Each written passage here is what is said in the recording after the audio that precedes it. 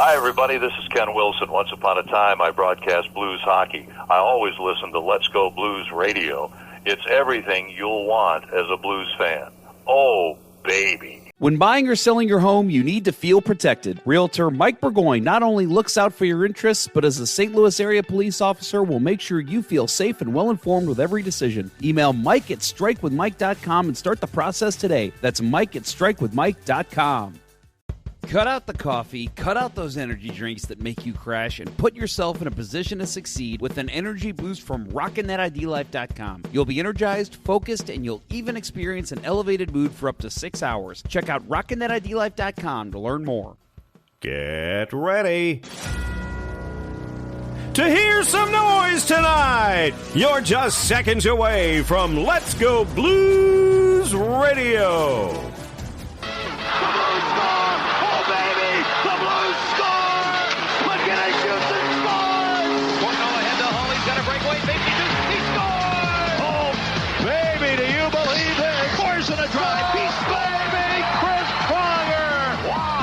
Great goaltending.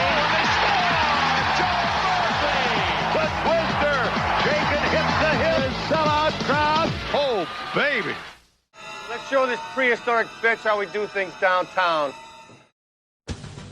Welcome to episode 2 of season 14. This is episode number 483 all time of the often imitated, never duplicated, I drink and I know things. We're the original St. Louis Blues hockey podcast. Let's Go Blues Radio. It is Wednesday, September 9th, and we're streaming live right now on YouTube, Facebook, October 9th. Live streaming right now on YouTube, Facebook, and Instagram, Jeff, I guess? Yes, we are Insta tonight. All right, to interact with the show on social media, our handle on all the socials is at LGB Radio. I'm Kurt Price, and the co-host for the big show tonight are Bill Day and Jeff Ponder. And the agenda for tonight's show includes discussion of Boot, the Blues season opener in Seattle against the Kraken. That's going to be 95% of this show. So sit back and put your feet up and enjoy some Let's Go Blues Radio. The best St. Louis Blues hockey talk on YouTube. Self-proclaimed best. Self-proclaimed, which is really, I mean... Hey, you know what? If Detroit can do it with Hockey Town, we can do it with Blues Podcast. We'll just use it as a marketing thing. It's not right. It's not, there's no factual data to back that up. But it's just a marketing gimmick that we have. Just trademark it and we're golden. Mm-hmm. That's true. Yeah, we could be like the soccer capital of the world or whatever with KC, Sporting KC. Yeah. Right. Cease and desist. Yep. St. Louis area. We're going to keep doing whatever we're doing until we get a cease and desist. You ever gotten a cease and desist for anything? No, but I've gotten, I was going to make a stalker joke, but I probably shouldn't go there. Probably not. Cease and desist is kind of redundant. Shouldn't you just get a cease? Why do you have to say cease and desist? It means the same thing, right? Yeah. Somebody like you would argue that. Like, if you were just given a cease, you'd be like, there's no desist.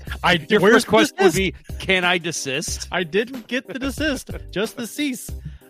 Does that mean it's, how much do I have to, can I desist without ceasing? Or cease without desisting? I wonder if you can do either without That sounds like a Weird Al song. Cease without desisting. Yeah. Department of Redundancy Department. Can I help you? So, Jeff, you brought it up. Not to get us too far off track, but you brought up the weird one. So next year he's on tour. And I was just in Denver this last weekend and hit Red Rocks. And I saw that he is playing Red Rocks in June. Is he? Whoa. So, geek trip to Denver in June. Well, I posted some, I don't know if you saw on Facebook recently, some lyrics from Albuquerque, which is probably my favorite of his songs. Yeah. And I literally had someone in the locker room. I don't know if you heard Bill the other day. He literally was like, I have no fucking clue what you posted about the other day. And I go, oh, you're talking about the Albuquerque lyrics. Yep, I knew exactly what it was. I hate when I'm right. What day is Weasel Stomping Day? Does anybody like the day of the year? Is it there's a date? There's not a date, is there? There needs to be one. I don't know. There needs to be one. I think you can set one. There's a day for everything else. Hey, so to get us looped a little bit back into hockey, I do have a quick announcement I wanted to make. Well, okay, first of all, I'll say this. And I think I speak for both of you when I say if any of you are in the Florida area, we hope you're safe. We hope everything's good because that is a monster. Didn't it just make landfall too? Yeah. And the videos are terrifying. Good Lord. I mean, I literally turned one on and it was like things were howling. You could see the movement. And then next thing you know, the camera just goes black. And I was like, ooh, that camera just got taken out. So yeah, it's terrifying. So we hope you're all safe and sound. And hopefully you're listening to this show and like, hey, these guys are providing me some relief. But also the other announcement I wanted to make, a little more cheerful. Bill and I have a joint announcement. So we did the whole like journey back in goal over the summer. We had a couple shows dedicated to Bill getting back in goal. He is officially my team's backup goalie this year. We have to provide a 23-man roster, and we're allowed to have a backup goalie in that. And so Bill has agreed. He was evaluated into my league, and he will be our backup goalie. So Bill might get some actual game action this year. So happy to have you, buddy. Do you have a painted mask yet, Bill? No. It's got to be the John Casey mask from 97, 6. That'd be awesome. Yeah, when he takes over for Fuhrer, Fuhrer gets hurt.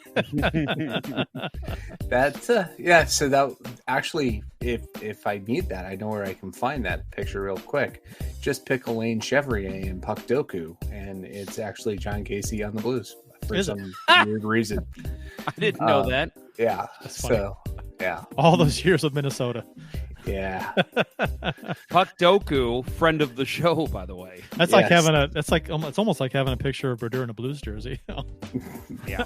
Oh, you want to piss off Devils fans. You have him pop up on a set like that in a Blues jersey. None of them are coming to mind, but there are some that I think it's like they grabbed like their last photo in the NHL. Yeah. And so like I'm pretty sure Mike Modano was wearing a Red Wings jersey. Oh, that's awful. Yeah. And it's just, but it's auto-generated. The guy doesn't have any control over it, so it just grabs whatever it can find. Colorado just scored to make it 1-0 against Vegas. Who are you guys rooting for in this game tonight? Colorado, Vegas. It's like the lesser of Vegas. Two Weevils.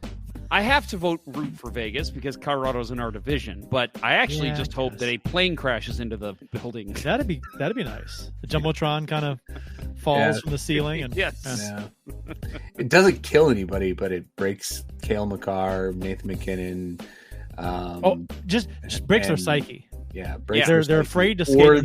They have their feet. They have a tick where they can't skate under the Jumbotron anymore in any building. And Vegas just tied it. All right, that's fast. Yeah, I've got Oil versus Jets because I've got McDavid and Zach Hyman on my fantasy team. So I have Avalanche. I have no Avalanche. I have no Golden Knights. So you're. I have a rooting interest. Okay, there you go. Right.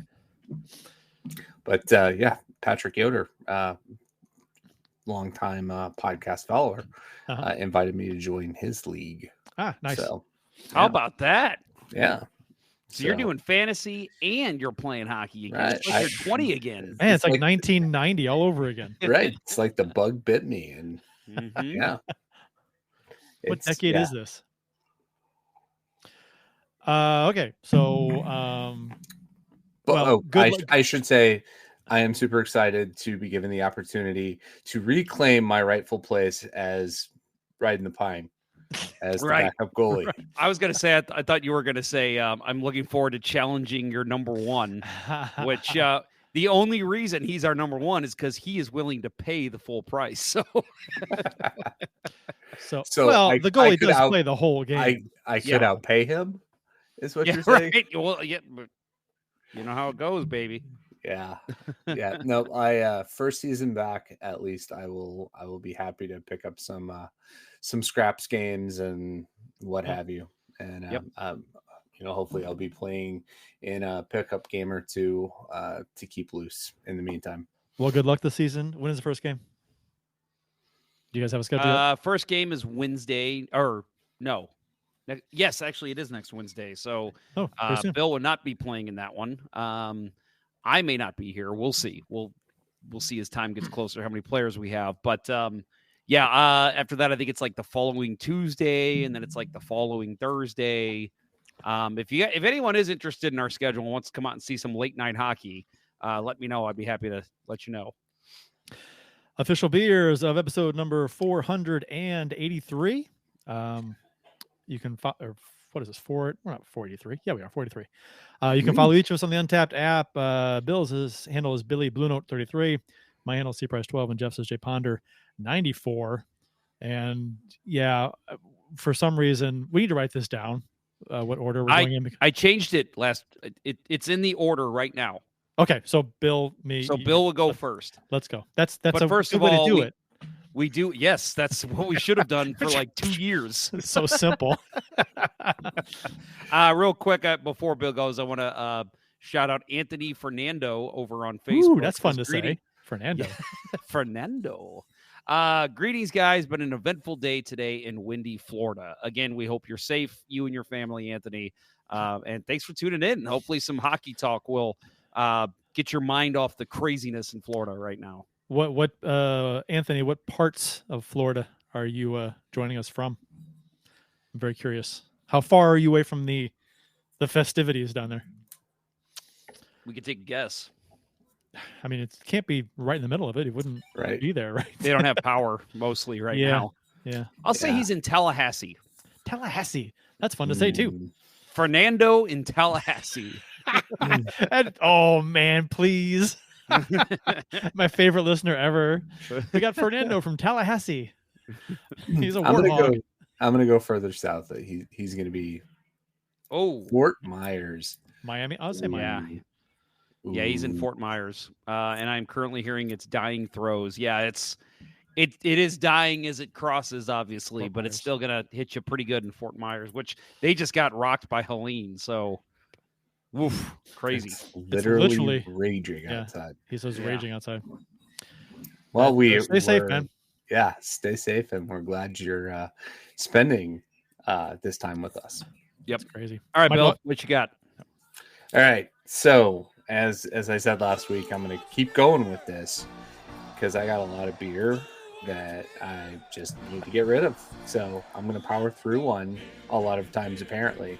Tonight, for the season, I picked my Ibex Cellar, which I think this was circa 2017. Yeah, it's old. Yeah, it's old. It tastes like it. But this is the Ibex Cellar Pumpkin Ale. Okay. So it still tastes very pumpkin-y, but it also tastes very flat. I had a 4-pack of the Ibex something. I can't remember what it was. So I still have I think 3 others. I think I have the Scotch Ale, the Coffee Stout, and did they have a bourbon barrel? I think that was the first one they did was I may have the Scotch. I may have the Scotch Ale, actually. But yeah. So you're next. Yeah, mine is. I had this last week. Going through it just because it's October now, and apparently it's hard to find Oktoberfest beer actually in October. The Sam Adams Oktoberfest. I go to Global Brew in October, and he asked for Oktoberfest, and like, oh no, we got rid of it. And I'm like, but it's October. Yeah, we had it in September. Oh wow. Okay, so this is weird. So apparently, if I want to find pumpkin beer, I go over to Illinois. If you want to find Oktoberfest, you got to come over here. Well, I got to go to September. That's all our stores over here have. I have to go to September to find Oktoberfest beer, apparently, in Illinois. Apparently. Because, I don't know about this year, but last year, went to Global Brew. It was like October 10th or something. It was about this time of October. And went to Global Brew, and they had gotten rid of a couple other Oktoberfests. And I was like, well, it's why? And she goes, well, we got rid of it. That was in September.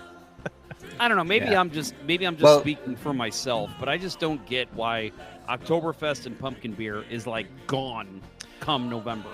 Like to me, I would drink it all throughout the winter. Yeah, sure. It's supply chain management, right? It's like, why is there Christmas shit out in August? Because they're pushing it. right? Yep. And Oktoberfest, the actual fest in Munich, is in September. Yep. So that's why. I had a friend that went this year, and she said that it was like everything you imagine. And I'm like, that's probably on my bucket list. Yeah. Are you either of you one of those people who, when they see Christmas stuff in the stores, like before Halloween or right now, they get upset about it? Are you angry? You do, Bill? Yes, I do. I do. We could do a whole half an hour on this. Yeah. I just look at it as I don't give a shit. Whatever. I don't know. I used to care. As long as it's not pushing out the Halloween stuff, I don't. Yeah, I agree with that. Yeah. Julie is a curmudgeon. Julie takes it upon herself to point out the earliest she sees something out, and then I think this year it was, for whatever reason, she went into Hobby Lobby in early August, and they had stuff out.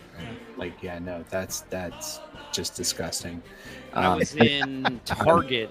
I was in Target in mid-August, and they had about half an aisle already for Christmas. Yeah. And I was like, whoa. Yeah, let's sell some kids Halloween costumes first. Yeah. What you got, Jeff? Oh, tonight I am trying something new. I'm still working on finding my new favorite pumpkin beer. You know what sucks is that I got a little too drinky Friday night, and I tried one of the ones that I got, and I loved it, but now I can't remember what it was. So I'm like, damn it, why did I drink that when I already had like 5 or 6 of them? Because now I can't remember what it was. So I'll have to go back to Friar Tuck and find it. But tonight, I am drinking, I've never had this before, from Urban Chestnut, the Count Orlock, the black pumpkin ale. I love the ale can. Brewed with pumpkin and spices. It's very tasty, actually. It's not. So you had me rate them last week. I'm going to give this one a 6.5, which is good. All right. So I guess we can start talking the hockeys. On Tuesday, Bally Sports slated to announce that they were slated to air 71 regular season games this season. As previously announced, the Blues are currently scheduled to have 11 games featured on national television during the upcoming season, including Tuesday's yesterday afternoon's season opening game in Seattle. The first local Blues telecast of the season will be Friday, October 11th at 8:30 p.m. Central Time on Bally Sports as the Blues visit the Vegas Golden Knights. Yeah, so this is the latest they've ever announced this, right? Doesn't it usually come out in like mid-September that like Bally Sports is picking up all the other games that ESPN didn't take? Like it's like a week after ESPN announces it. And this is, I mean, they literally announced this, yesterday?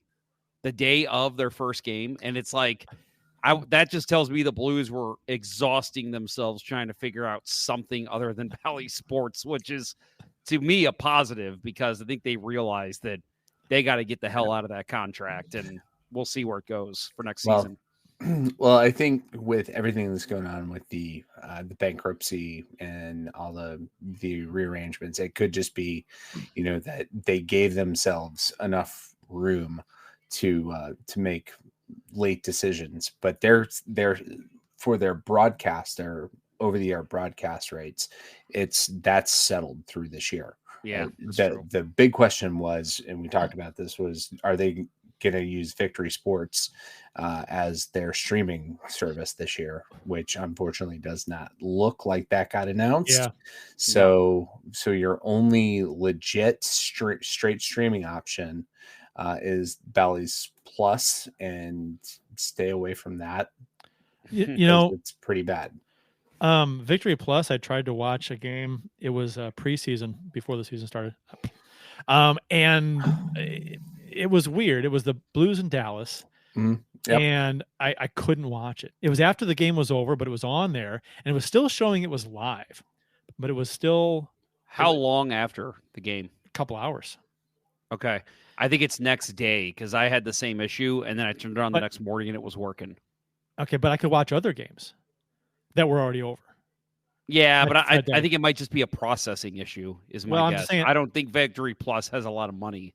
Well, I'm just saying that there were games that ended, like the Blues and Stars were over with, and there was another game that was over with about the same time, and I was able to watch the other game, but not the Stars and the Blues for some reason.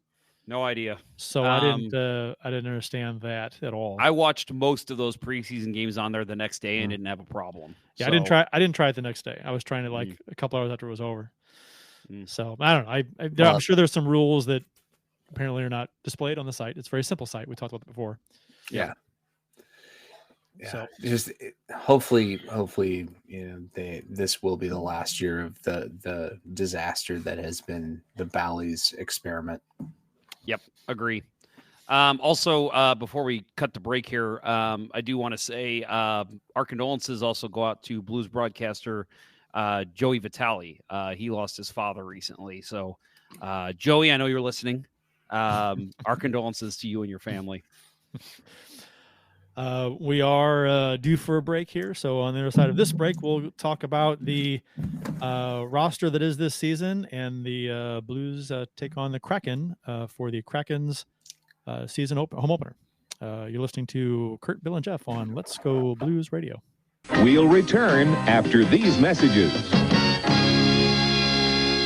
We've all tried a diet or workout fad at one time or another, but it always ends the same, right? We either lose the weight and then get back to our routine, but then put the weight right back on, or it just simply never takes hold. It's time to move into a habit-based program that focuses on organization and simplicity. Rock and That Idea Life's Lean 30 lays it all out for you with the correct food to eat, how to meal prep, and even sprinkles in plenty of healthy recipes. With Lean 30, you'll get the full ID Life arsenal, including energy for that needed kick, a tasty Nourish shake for your needed fiber intake, Slim Plus to help control your cravings and provide a metabolic boost, Lean capsules help bust those sugar cravings, and ID Nutrition gives you the added punch you need that takes the guesswork out of what supplements to take. Join the many who are seeing success and make this your last first day on a new program. Visit rockandthatidealife.com to get started, and remember to email Dustin at rockandthatidealife@gmail.com for an extra 10% off exclusively for Let's Go Blues radio listeners. Start your transformation to the confident, vibrant person you've always wanted to be with rockandthatidealife.com.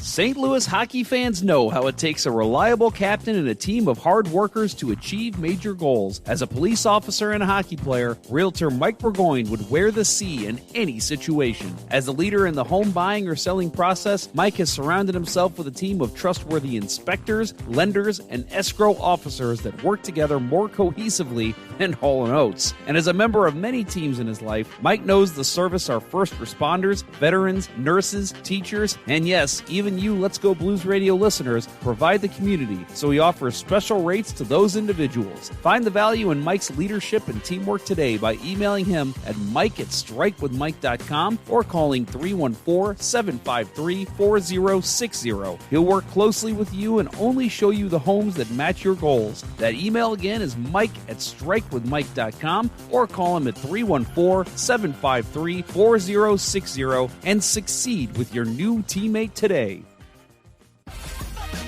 And now, back to Let's Go Blues Radio, the longest running St. Louis Blues podcast with Price, Ponder, and Day. Hey, before we get into it, I just want to welcome back Dustin from Rockin' That ID Life. Happy to have you back for the season. Please check out all of his products over at Rockin' That ID Life. We just talked about energy, but I use the Hydrate as well, which is basically a better version of Gatorade. Less sugar, actually no sugar. And there's plenty of other great products over there. So again, Dustin, happy to have you back. And then I also want to read one comment here. Casey Gorak, love to have a hockey season and you boys back again. And yes, I do listen to every episode in the summer. Also, Ponder, you do a great job. I didn't read that because of the last line. I know that that's what you're thinking. I read it because the beauty of my summer shows, for the most part, is their evergreen content. You can listen to those summer shows anytime, and they're still going to jive and make sense of what's going on because we just have really cool and interesting guests on. That's interesting because I didn't think you spoke jive. Hang on, I speak jive. Stewardess. That joke is lost on the kids out there, I'm sure. Oh, it is, but I'm sure there's a couple people listening that are like, yeah, listener Leon definitely got it. But yeah, I do those shows, and it's a lot of fun, and please tune in whenever you can, not just because it helps us out with getting more listens, but because we have a lot of really interesting, cool people on, and it's fun to learn more about them. So check those out. Back to you, Kurt. Sunday and Monday, the Blues sent down the remaining players down to the A. The Blues assigned 14 players to Springfield. Forwards: Bolduc, Dean, Dvorsky, Kaskamaki, Lafreniere, McEachern, McGing, Peterson, and defensemen Johannesson, Schooneman, Skinner, and Tyler Tucker, and goaltender Zherenko. So, any surprises here with the players sent down? I think we can all rejoice in that Tyler Tucker was sent down. Yes. Cleared waivers and was sent down. I still saw somebody comment, I think on Facebook, saying, "You sent down our only good defenseman." And I'm just like, because he lays 2 hits a game, like that doesn't make a good defenseman. No, it had to have been that kid that I saw in Schnucks 2 years ago with the Tucker jersey. Oh, is Tyler Tucker's son? What was I'll say? Was that Tyler Tucker that you saw? The Bolduc was a paper transaction only. He never left the team. Was still in practice. Cap reasons, but he was put back on the active roster prior to the game on Tuesday. Right. Without the context, people freaked out. But that was the only reason to me that. The only surprise, I guess, would be Bolduc being sent down. But as you said, it's a paper transaction. The bigger surprise to me is the fact that Kasperi Kapanen is still on this team. We'll see what happens when Brandon Saad makes his way back. But I do think that Bolduc will be sent down when that happens. So, we kind of talked a little bit on Twitter about Kapanen. So I assume you would have started Bolduc and set Kapanen. 100%. Yes. I think eventually that's the way it's going to go, but I'm in the camp of, he outplayed Bolduc in camp pretty substantially. Yeah. So I think to start the season, you go with that, and then it's probably going to play out differently. Bolduc's going to get some starts, and if Bolduc impresses, he's going to keep that spot. So I'm fine with starting the season this way. I hope you're right. But this organization, we talk about how bad they are with goaltending. They also have been bad with veterans. Now, I'm hoping with Drew Bannister as the head coach that is going to change. But to me, it's like just judging from what I've seen from this team in the past, it's going to be ride or die with Kapanen because he's our veteran fourth-line guy. Yeah, but last season he sat the bench a lot too. He was healthy scratched a lot. The second half of that season, you know what I mean? So, it's not like he got the benefit of the doubt last season. He had enough starts last season for us to see who he was, right? So, hey, if he plays well, I have no problem with him staying in the lineup. But I don't think he was okay yesterday. He made a couple of plays. And I did watch him over the preseason, and he was good. So I get it to an extent, but to me, it's like I'm also on the side of. What you're going to get out of Kapanen in the regular season. So probably you can go down that road, but that goes back to why even sign the guy on July 1st anyway. Right. I was not a fan of the signing. I agree that I think it's going to be a very short-term thing. I said, in our group chat the other day that it's, a couple of weeks into the season and we'll be saying, why is this guy even on this team again? He tends to have a hot start, and like Kurt said, he had a really good camp that, was one of the better players in the preseason games. So give him his opportunity. If he can, keep it up, which he's never shown that he can do over the course of the season, great. That, makes this one of the greatest waiver wire pickups ever, but none of us expect it. And we expect Bolduc to be that guy later, right? That takes that spot. I think, yeah. And there are a lot of new pieces on this team. There are a lot of younger players on this team. So, signing, Kapanen as a veteran guy, even though didn't play particularly well last year, he's a guy you can plug in. I mean, I guess, but not ideally. But he's just another body who's got NHL experience. And I think if some of these players just don't work out or they struggle, you can put Kapanen in there for a little while and with the good camp too. So it's like, hopefully he can play well. I don't think he played great yesterday, so he would need to play a little better than that to maintain his roster spot going forward. So and like you said, when Saad comes back, we'll have to see how that plays out, because you would imagine that Saad he would sit at some point with Saad coming back whenever that is. So yeah, we'll see. I'm not hopeful for that. I think he will still get starts over some of the other guys that should be playing, but that's again just judging off Blues past history. With and I think that may be that way for a week or two, but I can't imagine, especially if he's not playing particularly well. I can't imagine he's going to stay in the lineup. So I know I've said this before, but the intermission show on TBS right now. Don't get me wrong, I love Liam McHugh. I think he does a great job. But it's always so funny when they all break the hockey sticks out, because all the hockey players hold the sticks correctly, and Liam McHugh, it's like he's just like holding it off to the side, like, "Yep, I've got a stick too, guys." It's just it's so funny to tell that who's the non-hockey player here. Why don't they give them gloves? As a hockey player, whenever, like, if I'm in an environment like that or whatever, you're given a hockey stick. Like, say you're at a carnival and there's a hardest shot thing, and you show up and there's sticks there but no gloves. Like, I'm shooting I need gloves. I need gloves to stick handle and shoot, and it just at least you won't look like a fish out of water like some of the guys do with the sticks if you just give them gloves. Yep. So true. Just a nitpick I have with that kind of thing. Injured non-roster players: Brandon Saad, Adam Jurasik, Torrey Krug, Oscar Sundqvist, Juracek, and Torrey Krug, Sundqvist, and Simon Robertson. Let's see. The Blues did defeat the Kraken 3-2 Tuesday afternoon. Were you guys able to watch the game starting at 3:30? Yep. I hope nobody from my work is listening. I totally played hooky and went up to Hot Shots and watched it with some friends. Yeah, I was working from home and I was able to put it on while I worked, so that was nice.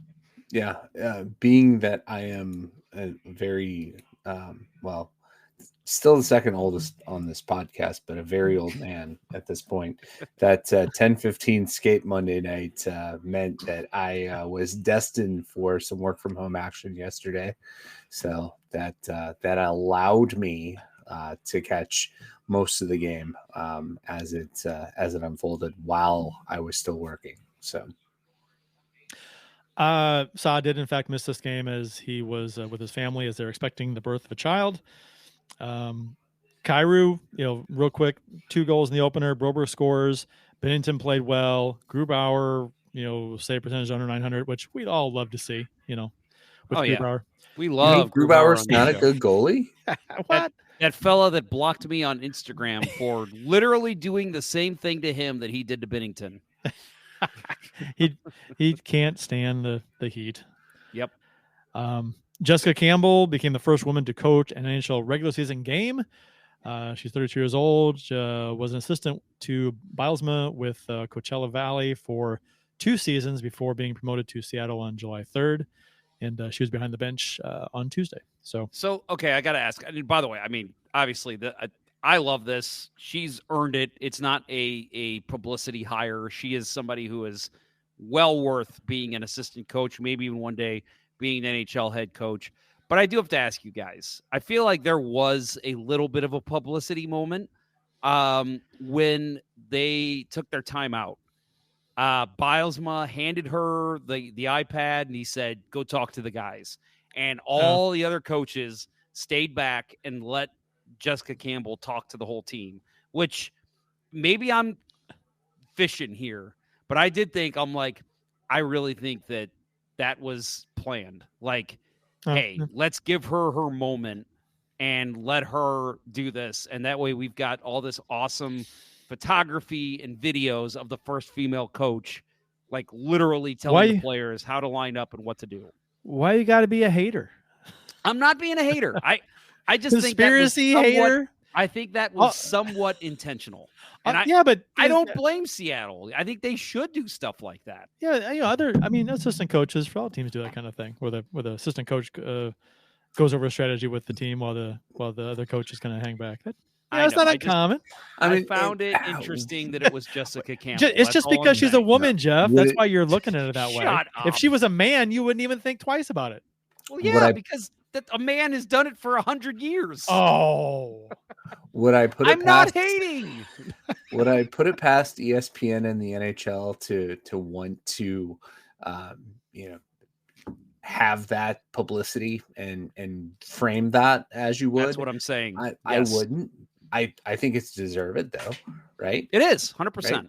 100%, right? She is not there because she's pretty face. She cut her teeth in the minors. Dan Bilesma, has total faith in her, brought her along to the NHL. Totally deserved. I'm just saying that in the back of Bilesma's head, it would not surprise me if going into that moment he thought, I should let Jessica do this because this is going to be huge. Like everyone's going to be paying attention to this moment. So that's all I'm saying. Not a good start to the season. I'd be with you if coaches didn't do that all the time anyway, though. But okay, you're a conspiracy guy. I get it. I do know someone who says that they are dropping I don't remember what he said, bombs into the hurricane because they want to wipe out Republicans so the Democrats can win the election. Isn't the hurricane pulling sharks up out of the water and throwing sharks all over? That was a documentary Florida. That happened a little while ago. Well, that was something that back in the day that Rush Limbaugh, it was a fictitious, like an Onion-like site had a story where the hurricane was sucking the sharks up out of the water and it was throwing the sharks on land. And he took this Onion-like story and he was complaining about it, saying that how, can you believe this is going on? So funny. Matt Harris, I think this team will be infinitely more fun to watch this year. Not a ton better, but funner. More funnest. That's great. More funner than last year. I think so. Yeah. Maybe a little more interesting. So live hockey update. Oilers losing 4-0, not even halfway through this game. Stuart Skinner not having a good game. Did you guys see the list of Broberg and a Holloway? I think. The list of like 30 NHL writers, ESPN, Hockey News, whoever, tons of writers. Like 29 out of 30 picked Edmonton to win the cup. They're just they listed them all. Edmonton. And one of the first comments online was like, Jesus Christ, can anybody have an original thought? Connor's so hungry for it. He was so close. Did you see the video that I just saw this recently? I assume this was just released recently. That after they had lost Game 7, he was in the locker room and he started to cry. Yeah, McDavid. Yeah, a lot of pressure, a lot of emotion. Feel for the guy. Yeah, and a lot worse team this year. Yeah. I mean, they were. Yeah, I mean, defensively, they regressed big time. Yeah. I don't. I think this is gonna the Holloway and the Broberg thing is gonna come back to. I mean, it already has. I mean, they already look stupid because of it. But I think as the season progresses, you're gonna have more and more people maybe saying, "Man, it sure would be nice to have Holloway and Broberg." For dude. Depth. I mean, I know Broberg scored; he was fine, but I thought Holloway was excellent last night. Like absolutely, and he was great in the preseason. He could have had a couple of goals yesterday. Yeah, he was should have. He was all around. Should have that one pass from Thomas. Yes, just that. I think it's just missing a little bit of chemistry. He'll know next time that it's probably not going to be flat on the ice, and to get the stick up a little. And yep. Oh, you live and you learn. Beautiful pass by Tomer. I will say, so guys, check this out. I've got an advanced stat that I want to mention.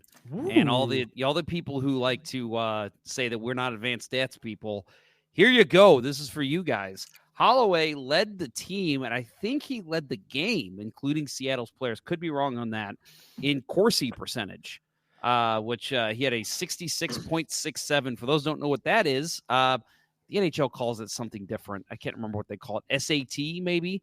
That means it's basically shot attempts. And so like any kind of shot that's blocked, misses the net. So basically when they're out there, shot attempts for their team, he had a very positive rating. You want to be up in the 60s, 70s if possible. Very good rating for Dylan Holloway. So, and also that line, Holloway, Thomas, and Neighbors had the most high danger chances for among all Blues forwards. So they were, I think I want to say it was 4 high danger chances. So again, Holloway is already starting to pay off pretty well here. If you ever look at the hockey stat cards? Yeah. So they rated Holloway very favorable in this game. And Thomas, they rated Thomas the highest. And then Falk had a very good game. Kyrou had a great game. And Holloway was 4th. And then Broberg had a fantastic game, too. He was right below Holloway. Something that I think went unnoticed, Falk with 2 assists in this game. Yeah. He was very good in this game.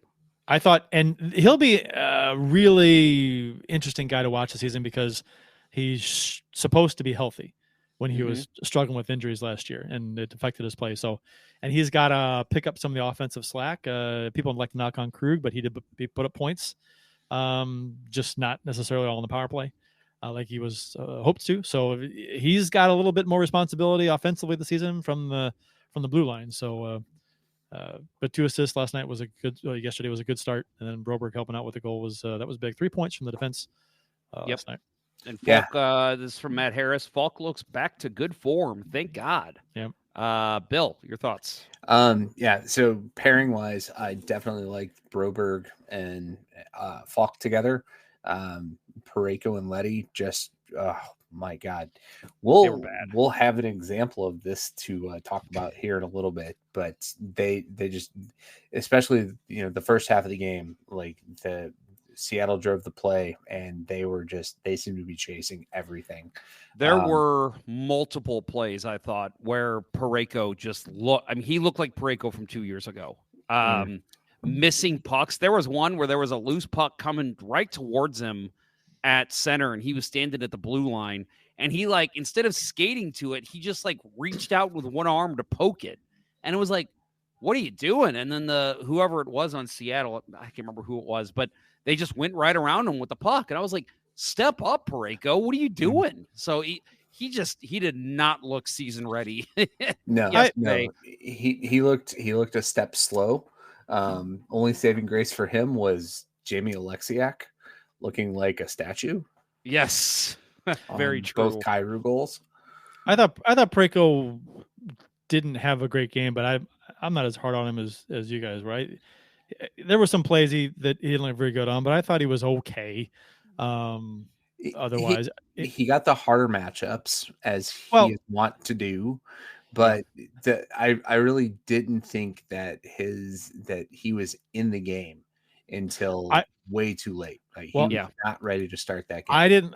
The one play I didn't care for was Seattle's first goal, the Dunn's goal, where basically Parayko was taken out of the play or took himself out of the play. Kind of the broadcast crew gave credit to whoever it was for Seattle that Parayko took into the boards, and the puck squirted free, right to the Kraken, who came in 2-on-1. So.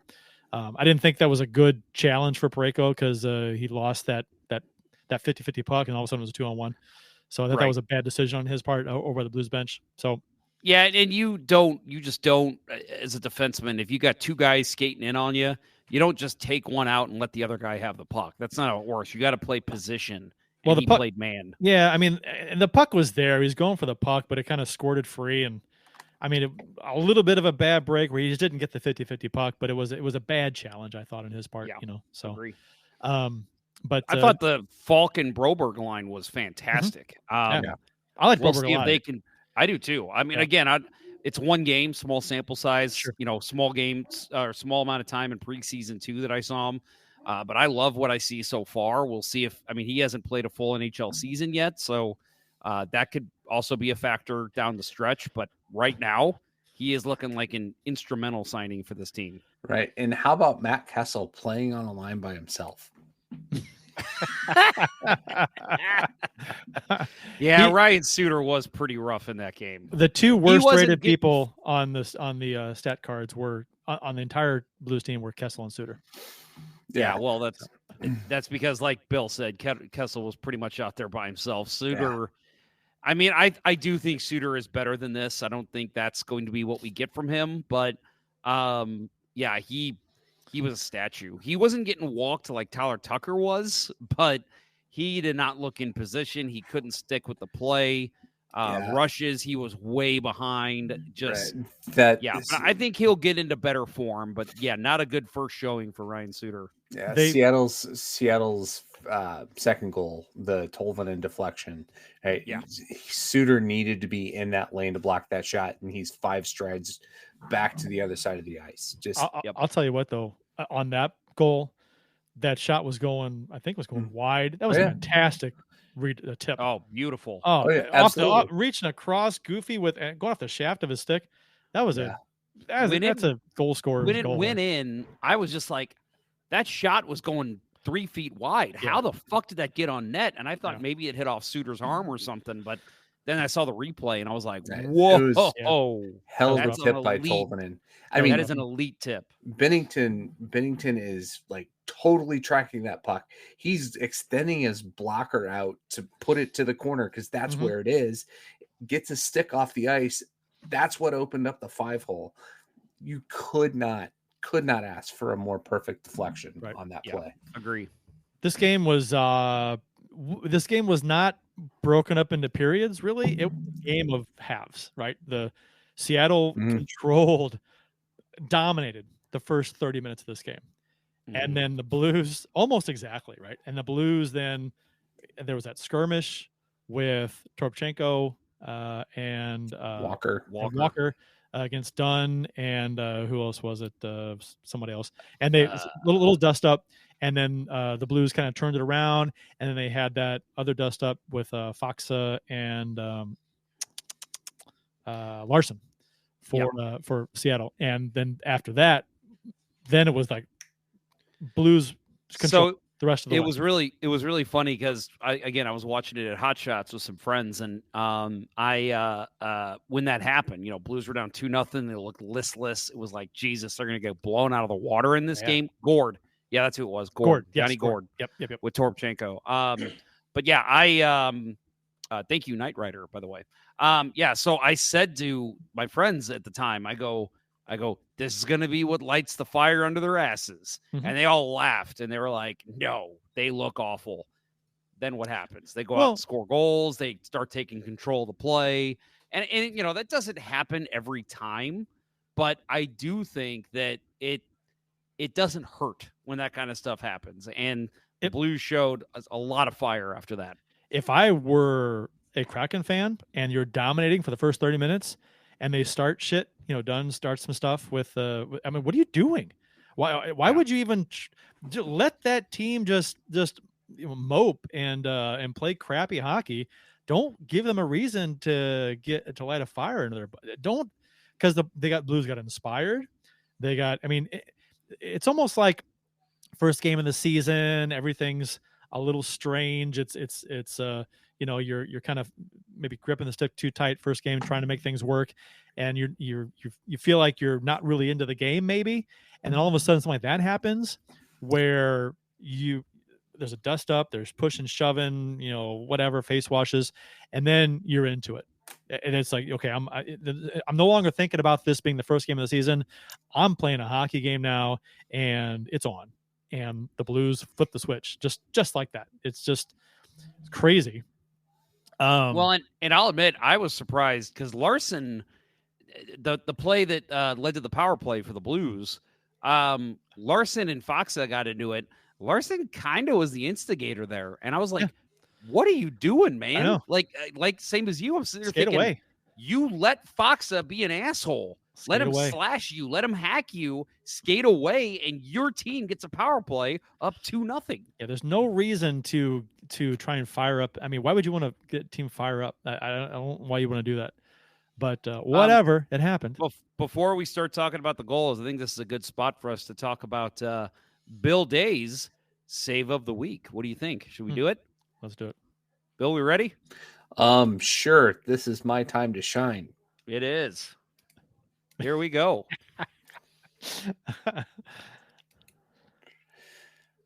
We need some background music. We need something. I've got some. Hold on. But don't we have? Doesn't it give you? It does. Yeah. Let's do some. Hey, let Bill talk. Okay, go ahead. This is his moment. Okay, so we'll let it run through here, and then we'll go back and watch it. Just wait right here. Look at that. Look at that beautiful glove save by Binnington. Okay, so, terrible turnover. Hey, look, I'm going to skate with my stick up and come back. Oh, I missed a guy. All right, so beautiful early, probably the save that kept the Blues in it the most in this game. At this point, it's 2-0. I guess we can forget about the Oleksiak disallowed goal because everybody knew it was offside. But just a beautiful save. Watching his team turn the puck over in front of him. Binnington is focused this whole time. Letty knocks the puck off Tolvaden's stick. Shane Wright throws a nice backhand pass across, and Oliver Bjorkstrand tries to go glove side, but look at this push by Binnington right there. Perfect. Pushes off the back edge of that skate across, extends, throws the glove up. Just absolutely textbook, dialed in goaltending from Jordan Binnington. Oh, I'm looking forward to seeing this all season long. And him not get credit for it. Yes, right. The beauty of this too, we all talk about, we mentioned that the dust up was a big changer for us. But I think that this save was part of that too, because this came right after, right? The Blues, they were not playing well. I mean, again, the dust up helped, but at this play, imagine this game was 3-0. If Jordan Binnington doesn't make the save, which a lot of goalies don't, Blues are down 3-0. Maybe they still get one, but you're still down by 2. So this save was monster for this team to be able to come back and get the win. Seattle's first 2 goals, which came prior to that save, Dunn, which we talked about scoring seconds into the second period, less than 30 seconds, 27 seconds into the second period on a 2-on-1. We talked about Parayko allowing himself to be taken out of the play. Not a good play on his end. Bad choice. 2-on-1, Dunn and Eberle. Nice play to create the 2-on-1 for Seattle. It was Eberle on the boards. That's who it was. Nobody picks up the left winger. Neighbors was a little behind on the play. Letty slid down to block the pass. I don't hate the play from Letty on this play. He's the only problem with it is that there was a rebound and he's not on his skates to try and play the rebound because he couldn't find it. Because I am somebody who on that play I do the slide almost every time to try and take away the passing lane, let the goalie take the shot. Yeah. So yes, on that is the one knock on sliding is unless it just falls in front of you and you take your stick and just swipe it away, there's nothing you can do as a defenseman when you're on your belly. So the plan for that is they're going to get a shot. The goalie's going to save it. Either he's going to kick it to the corner or he's going to be able to cover. Clearly that's not what happened. Binnington lost it. He made the first initial save and just lost it in his pads. And Dunn was smart. He kept crashing the net and then put it in. I'm with you. I don't blame Letty as much. Parayko, again, what you doing, bud? But overall, I thought it was a nice play by the Kraken, who took advantage of a sliding defenseman. Yeah, I thought this was probably the one chink in Binnington's armor in this game is losing that puck. He goes to make the blocker save, and it hits off the blocker, hits off the pad, and slides right back. He's exposed, and Dunn's able to, because nobody is coming back to challenge Dunn, he's able to just pick it off the pads and slide it right in. But as the goalie, Bill, you made the first save. Right. On 2-on-1, you made the first save. Where's the defense, right? Right. And in this case, the defense should have been an offensive, one of the neighbors. Neighbors coming back, crashing down low because Parayko's out of the play. Yeah, the Blues only had 2 defensemen back, and the forwards were all up ice, and Parayko was taken out of the play, or took himself out of the play. So, that's I mean, Binnington could have made the save, but I don't know. And again, Leddy was fine on that play, but just a good play by Dunn. We'll just give him credit for that. Toivonen scored less than 2 minutes later to put Seattle up 2-0. Shots were 7-0 Seattle in the second period after this goal, and 18-6 for the game at this time.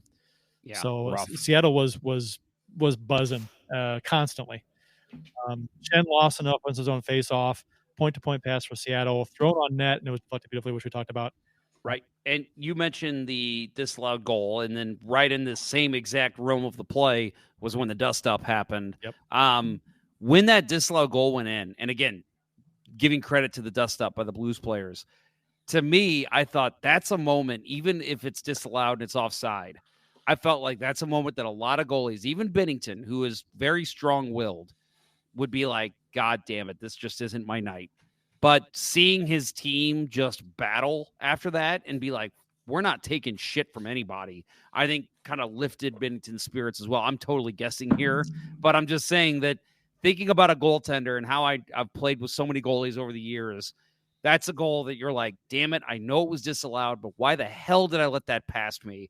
You don't want the puck in your net at all, even on a play like that. And so I think, and then again, a couple seconds later, about a minute later, he makes that beautiful save on the 2-on-1. So just, mental fortitude by Binnington. The second 30 minutes of this game, and it's how funny how quick a game can turn. There was the dust up, and then Fox getting into it with Larson led to the power play for the Blues. And the Blues scored in the first, 22 seconds, the power play, something like that. And this was on the rush goal, which the Blues had 2 on the rush goals this game, which was a common theme last season, scoring on the rush, right? That's how they scored a lot of their goals on the rush. So, and while scoring goals in the rush is fun and it's important, you need to score, when you set up in the offensive zone too. So that's something that you want to see the Blues improve upon this season compared to last. But I will say this is something you want to see Jordan Kyrou scoring on, though. Yes. Take advantage of both. Yep. He had 2 major opportunities to break in either from the wing or break in as an actual breakaway, and he took advantage both times. And that is Jordan Kyrou's game. If he can just get himself open, get into the right areas, the soft areas, and find holes in the passing lanes, he's gonna score. I've said this before. He can be a 50-goal scorer. We just have to see it out of him every single game, every single night, and we just haven't seen that to this point. So with Drew Bannister, who's known as a kind of a speed and skill coach, maybe we see that this season. A full season under Bannister, maybe we see Kyrou pull it out. But yes, we were joking about this goal, the power play goal, how we literally said, we're sitting there and we're like, yeah, apparently the Blues have a new and improved power play, so let's see it. And then Kyrou scores the most unorthodox power play goal ever. Right. And I'm like, oh, apparently our power play is just scoring on the rush. Well, that's how we're going to do it. It was a very simple play, right? The Blues pushed the puck up the ice on the power play, hit Kyrou up the ice in stride, enters the zone, and blows by the Seattle defense, comes along, and just goes backhand 5-hole. Right? Alexiak was covering center more. Right. But when you've got a speedy winger and you're slow-footed, you've got to play more to the wing and take away that passing lane. And I feel like he was bunching more to the center, trying to play positional. But when you got a guy like Kyrou out there, you got to take away his space.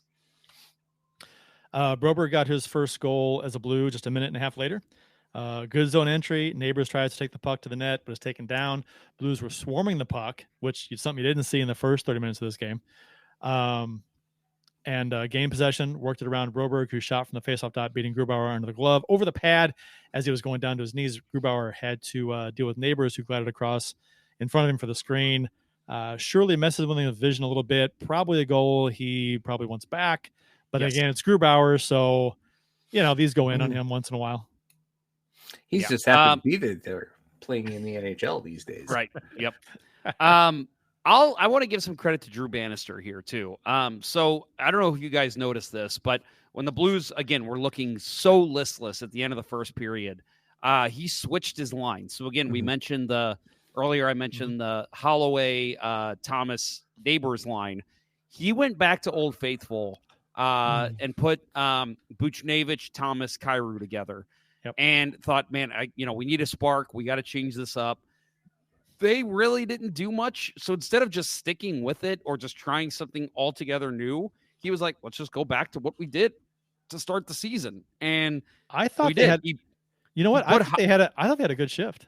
The Buchnevich, Kyrou, and Thomas. They didn't do it. They didn't generate anything, but I thought they had that was a better shift than they had in a while. Yes, I agree. And I think that kind of breathed a little bit of life offensively, but he went right back to putting that line back together, the Holloway, Thomas, Neighbors line, which is a line that he ran through practice a lot.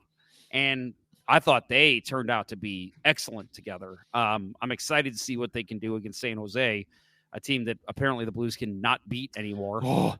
This is actually a good test for the Blues coming up, right? I mean, after last season, you got to think this. It's so stupid to say, but San Jose, who I think Money Puck had them as a 0.2% chance to make the playoffs.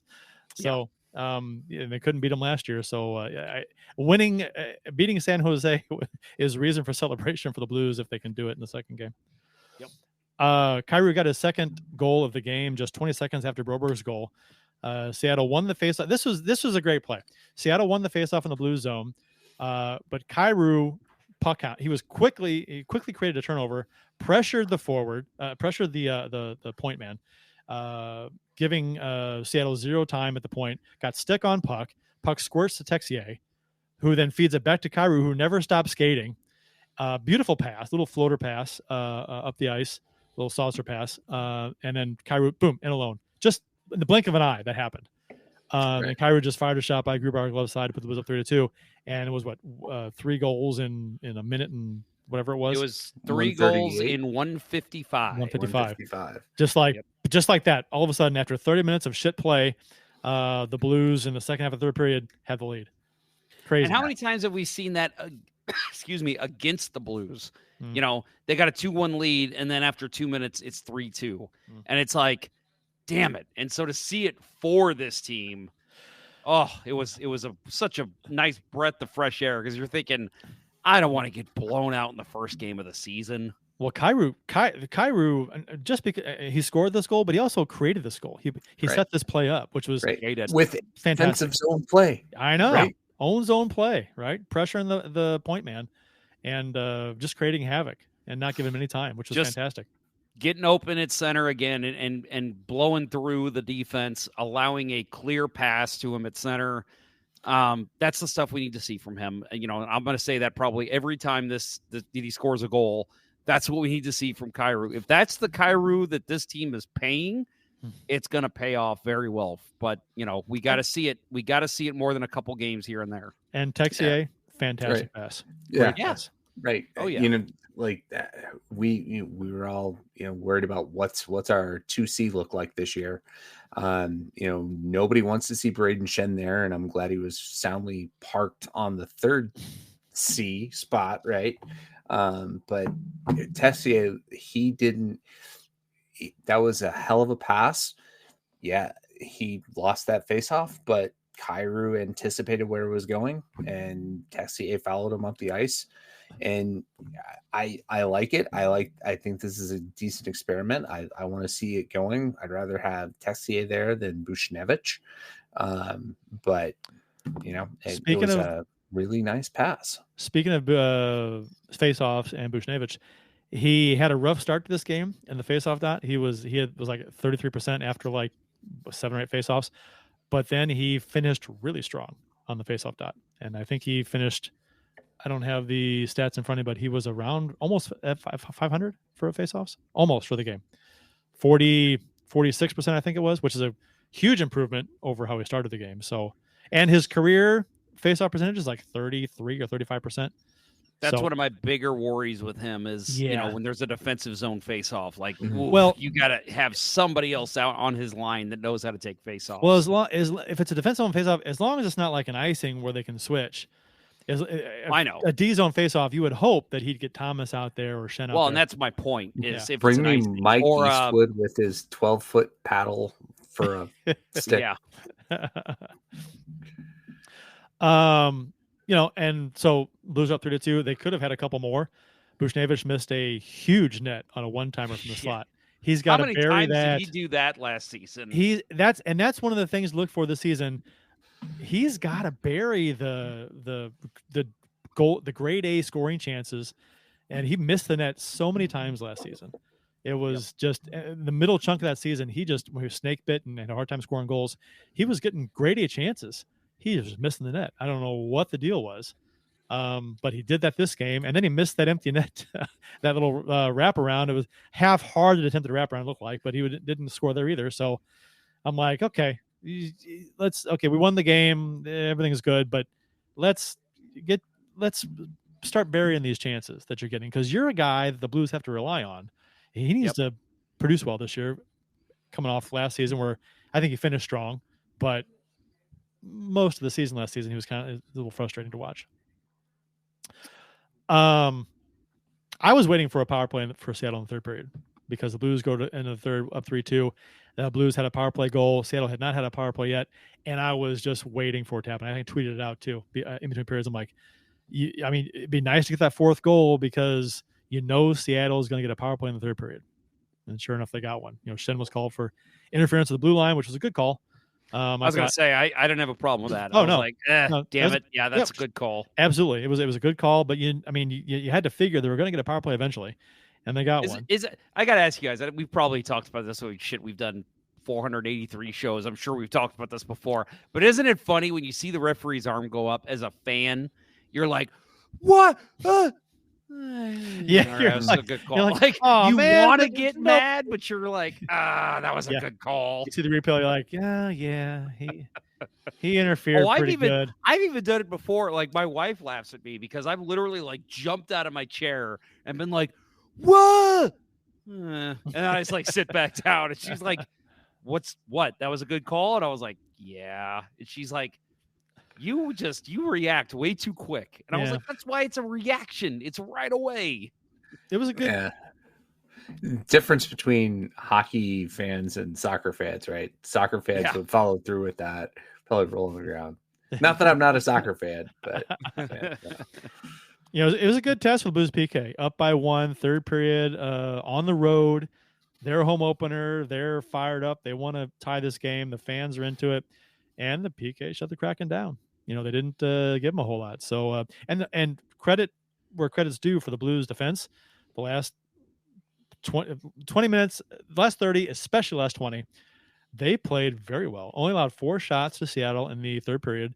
Didn't allow any shots in the last 10 and change in this game to the Seattle when they were down by 1. No shots against. So, I want to real quick. I'm looking at trying to pull up the shorthanded time on ice. So Parayko and Leddy led, which I'm still against Leddy being on the PK. I don't know why you put an offensive defenseman with 0 defensive ability on the PK, but he did. I think he even did clear the puck out at one point, so he looked pretty good. Ryan Suter got some time, as well as Justin Falk. The guy that impressed me, I thought, and we haven't talked about him yet, Matthew Joseph. He got some time on the PK as well. He's the forward of the Joseph brothers. He really impressed me in this game. I thought, again, I liked his forecheck. Yeah, his PK was great. He was in the right position at all times. I wasn't ever like, ooh, you're pinching too much, come back. Like, I thought he looked fine. His forecheck, Greg Berube is probably like, why the hell didn't you bring that guy in while I was here? You know? Defensively, defensively he was pretty good this game. Offensively, he didn't do a whole lot, but I think he was. Yeah, he played well. He looked pretty good in the offensive zone, though. I mean, he was creating havoc. He was forechecking. He had one chance where he slid it in front of the net. I can't remember who it was to that I thought, man, a lot of guys would have shot there. But yeah, I liked his game. I'm excited to see what he can do, and if his brother gets in the lineup, that'll be really exciting. Did you guys know, real quick? And I'm sorry, I do not have the answer to the trivia question, even though I'm bringing this up. They are the 6th, if PO plays for the Blues, which I imagine he will. They will be the 6th brother pair to play at the same time for the St. Louis Blues. So the Plaguers. Cavallini's. Sutters. Sutters. And then there was 2 that I did not know. They were like early 70s. Oh, God. So, yeah. And then I thought, well, what about Jan and Paul Stastny? But they didn't play at the same time. Okay. Yeah. So I'll have to find the answer to that. But I heard that actually Kerber threw that out on the radio. So I'll have to find the answer to that. Oh, Kerber. Yeah. Well, he could just be making stuff up. Right. Is he double counting like the Plaguers? Like, because you could get 2 pair out of that, right? Here it is. I do have it. Here we go. Oh, nice. Thank you, Google. So we've got Bill Barkley and Bob Plager, Harvey and Kurt Bennett, Gino and Paul Cavallini, Danny and Kevin O'Shea. Okay. I remember Danny. I don't remember Kevin. I say remember. I know the name. Yeah. And then another one, Noel and Roger Picard. I didn't know there was a Roger Picard that everyone knows Noel, but yeah. And then Rich and Ron Sutter, obviously. Right. Huh. There you go. Yeah, and you could throw in a caveat there, a little asterisk. Rich and Ron with Brian coaching. So that's true. That's true. On the team, members of the organization. Yes, right. There you go. So in this game, Seattle did outshoot St. Louis 32-25. The Blues had the edge on faceoffs 56%, 56.3 to 43.7. Falk led all. That's not true. Falk led all Blues in ice time. I thought that was Leddy. I think Leddy had 24. Is that right? 24 minutes. I don't know the numbers. Tim. 24. Yeah. Leddy led everybody in ice time with 24-19. Falk was second with 23-10. Who was third?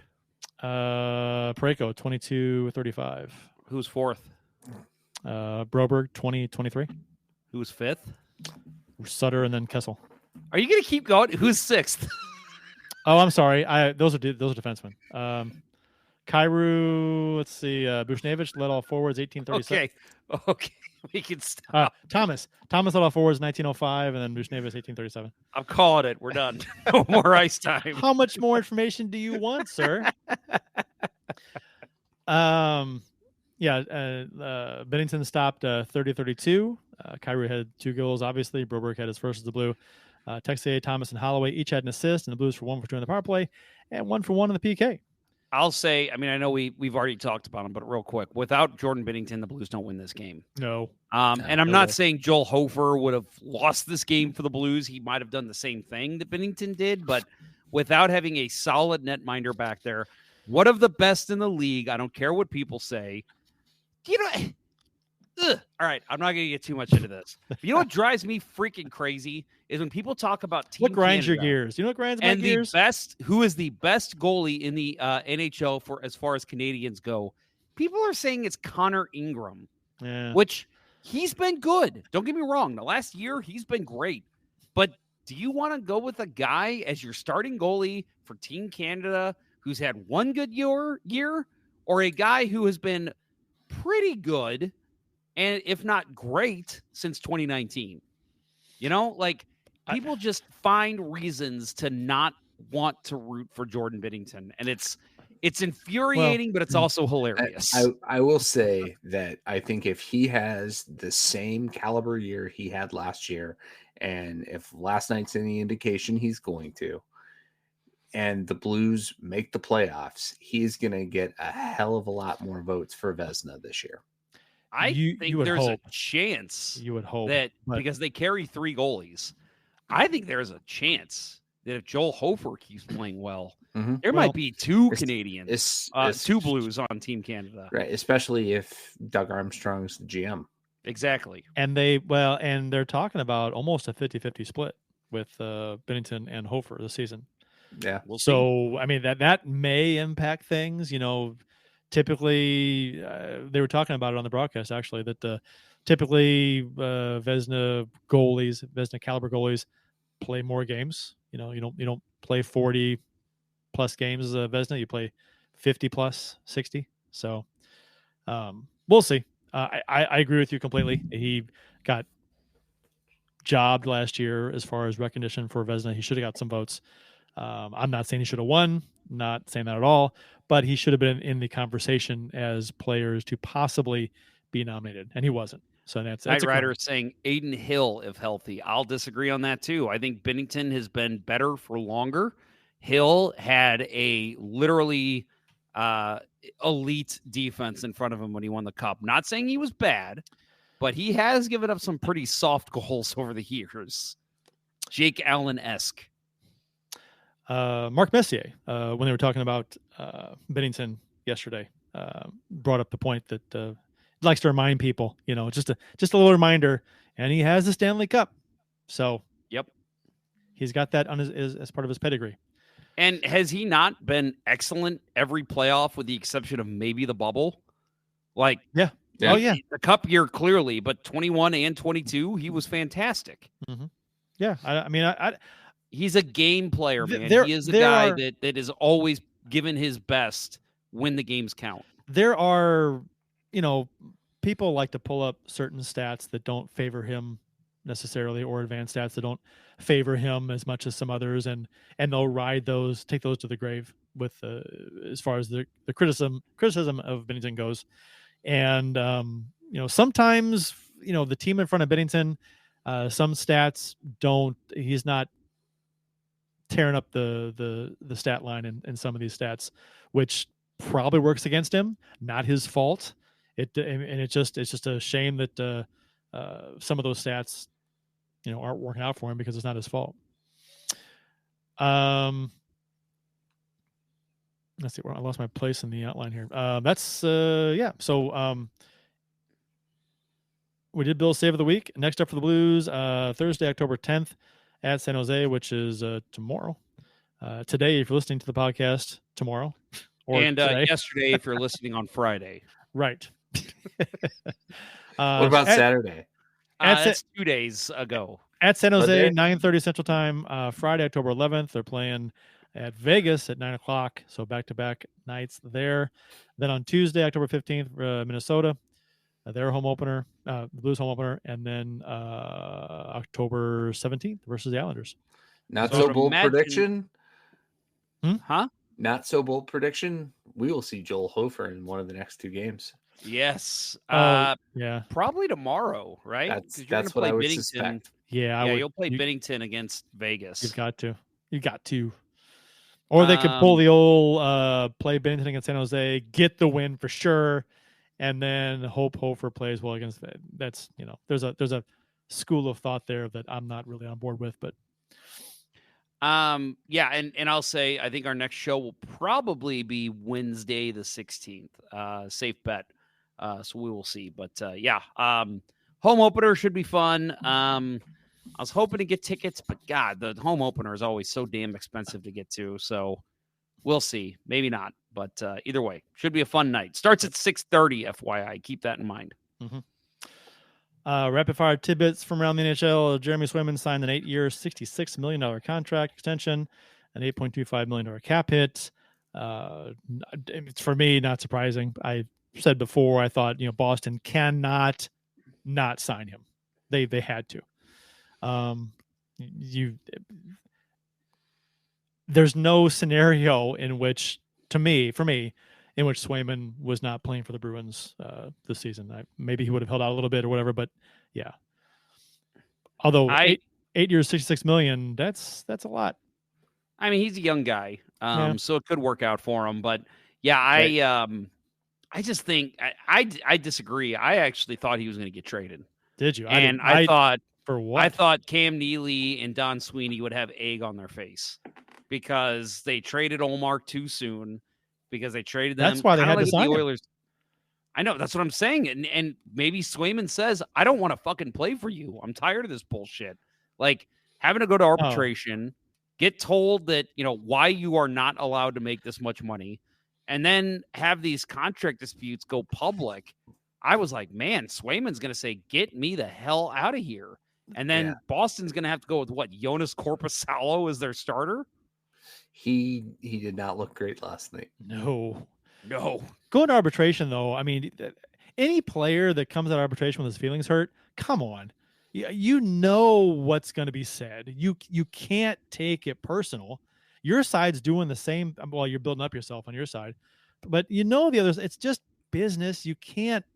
It happens, and you can't take it personal. And I think he did. Swayman did, from what was mentioned.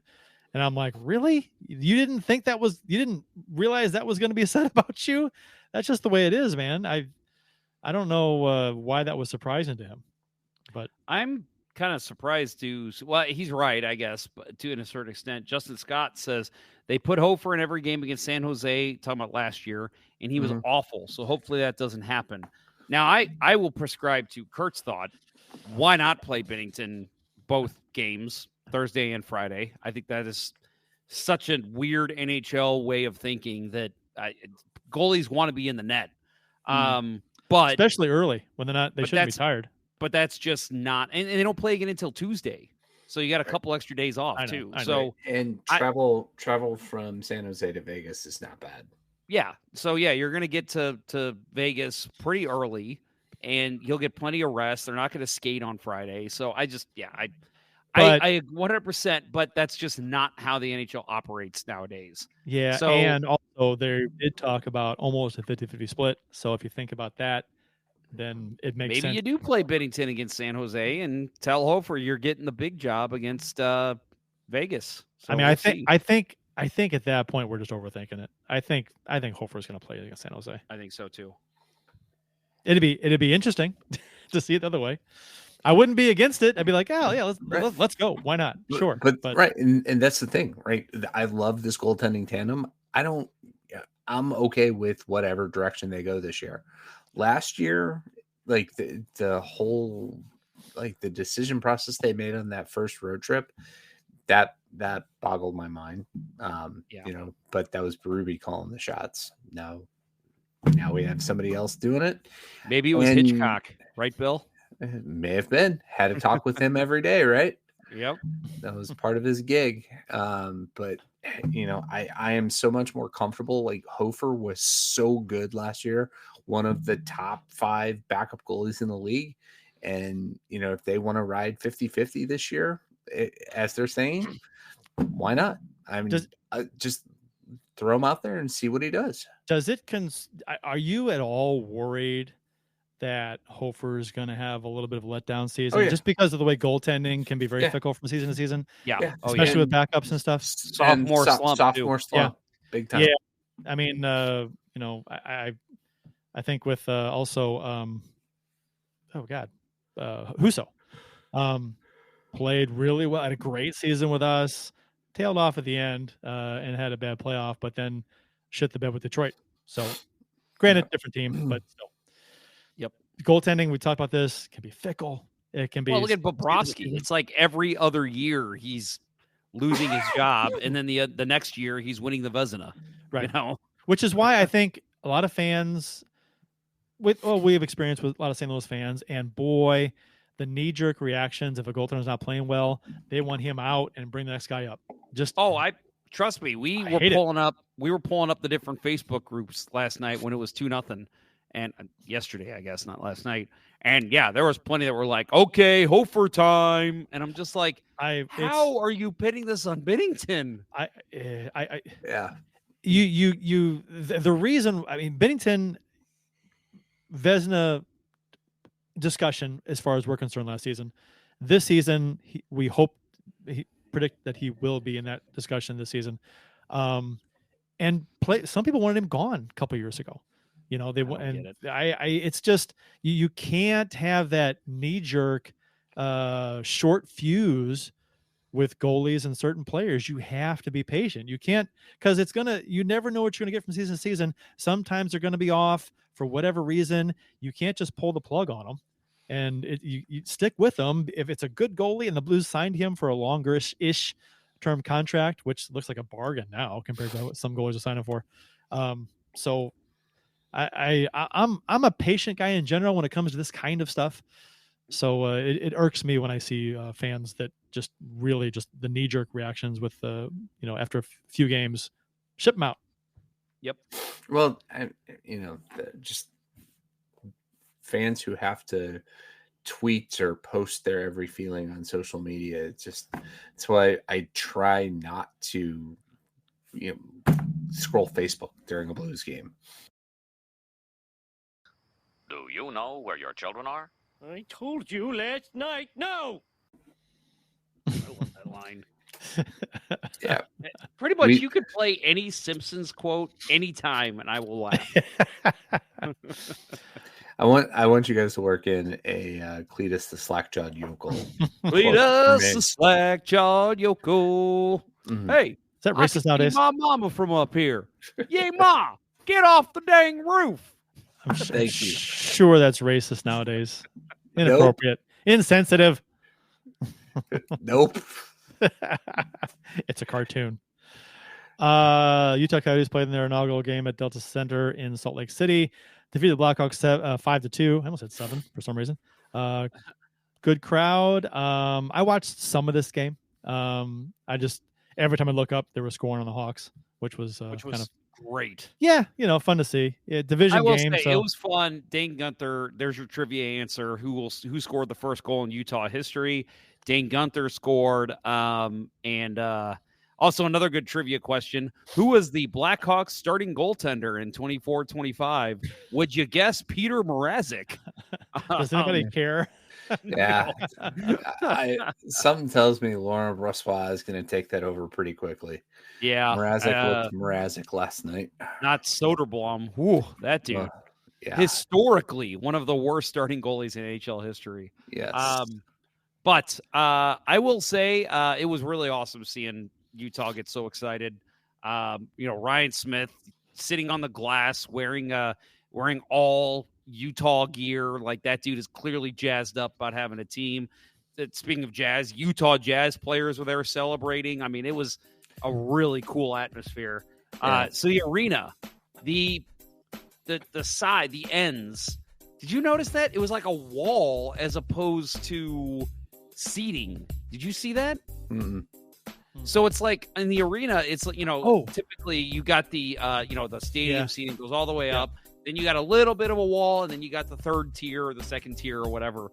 But like this one, it's about 15 rows up, and then it's just a flat wall, and then it's the second tier. And that was causing a huge wall. That was causing some viewing angle issues. They brought that up, where some seats you couldn't see the goal, the near side goal.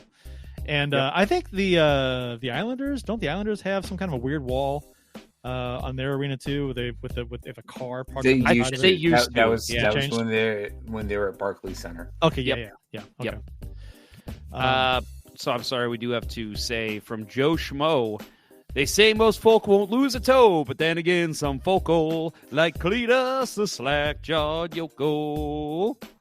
Thank you very much. Always bring more Cletus to the show. We're gonna get a sternly worded letter from Matt Groening. Yeah, Matt Groening's not gonna like that. Dan Castellaneta. No, so it was cool seeing, but man, I can't at the jerseys. First of all, they look like the Kraken on the ice. The latest they look more like Winnipeg to me. They look like Winnipeg too. I'll give you that. Yeah. But yeah, I hate the jerseys. I hate the fucking name. Just, I got to suffer through this season. I really hope they change. They say they will, but sometimes I wonder. They can't, because I forgot where I saw it, but it was it was maybe on a website or something that pulled in, something automatically for the matchup, and it said Blackhawks versus the hockey team. I was like, oh man, that's bad. But I don't weird. I don't mind their jerseys. The colors could have been something more unique that nobody else had, but whatever. I like the simplicity of it. Kind of looks like a college jersey. It looks kind of cool in a way. Hate the fact they didn't go with the name. We talked about this. They had plenty of time to do it. They did not. They're just, I don't know, like the Washington football team, right? They're just the same kind of thing. It's like, it's annoying. But I don't know. Whatever. That's why, to me, all season they will be the Utah Coyotes. Yep. I think that's going to wrap it up for the show. Unless you guys have any closing comments. Knight Rider says the jerseys are growing on him. Good for you. They're not for me. I think the jerseys are the best thing about that team, about the whole situation. I don't mind the jersey look at all, but the name situation should be better. And the fact that they're in Utah still bugs me. But whatever. I'm okay with it. From what I've heard, Salt Lake City is fairly big hockey city. So because they had that, what was the team they had before? ECHL, I think. Utes. No, that's their Utes? College. Utah team. Utes. They used to be the Dallas Farm Club, right? I think so. I can't remember their team name, but either way, that to me was the biggest folly. Even if they would have been like, hey, we're going with a team name, but we're not going to have the jerseys ready, so we're going to wear a generic jersey this season. Even that I would have been fine with. But to just go with Utah Hockey Club, come on, give me a team name. This is the NHL. This isn't, some Huss League. Well, I think it'd be worse to go with a mascot name this season and then change it for next season. I didn't notice. I noticed it last night. I didn't know before. They already have a mascot. Did you see him? No. It's a giant bear just wearing a Utah jersey. So I don't know if that's for just this season, or if they're planning on going forward with that. A lot of times the mascot in the stands doesn't have to pertain to the team at all. We have a bear. Yeah, what the fuck is that thing? A bear that doesn't wear pants. Right. But then if there were a scene like in the social media where Louis was taking a shower and he steps out of the shower, he'd have a towel on. Mm-hmm. You would. But he doesn't wear pants. What's that about? I call that Donald ducking it. When my kid was like 6, that's what he did. He would take his pants off and run around but keep his shirt on. And I'm like, stop Donald ducking it, dude. Ken Morris says it used to be the Salt Lake Golden Eagles. Yes, that's correct. And Trees, I love when Mother Nature talks to us, says, Blues undefeated. I see no reason not to be wildly optimistic. I want to hear from Bushes now. All right. Jeb Bush or no. Okay. Jeb Bush. That's a name I've heard in a while. Well, there you go. That's how we're going to close the show.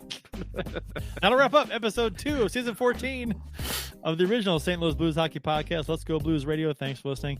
And thanks to those who participated in the YouTube and Facebook live chats during the live show. We hope you enjoyed it as much as we've enjoyed bringing it to you. For Jeff Ponder, Bill Day, and is Austin ever going to join us again? No, he's done. I fired him. Okay. I'm Kurt Price. Until next time, everyone, let's go Blues. Let's go Blues. Let's go Blues. The Chiefs are at home tonight against Sport at the War Memorial at 8. Good seats are still available. A look at fourth. I think that went very well. Thank you for listening to Let's Go Blues Radio. Now take off, hosers. I want you to have a heart attack and die so that we never have to do this shit again. Well, there's 90 minutes of your life you'll never get back. Sorry. St. Louis Blues, St. Louis Blues. Have you heard the news about our St. Louis Blues? They've only just begun, they're on their way to number 1. Now there's no more blues for our St. Louis Blues. The Blues are on the ice tonight again. They're rough and tough and got the stuff to win. They'll always get one more, no matter what the score. They are quite a hockey team, my friend.